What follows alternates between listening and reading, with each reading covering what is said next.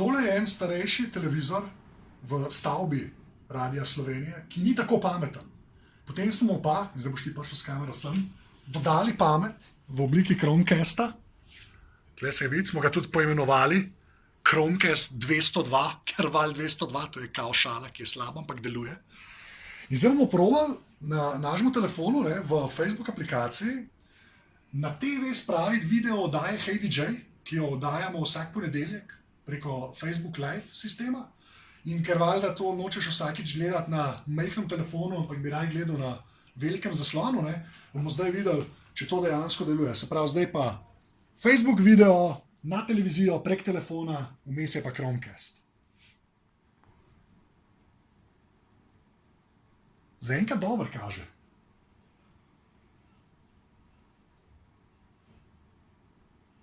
Recorded live, val 202 logo. In to je v bistvu Chromecast.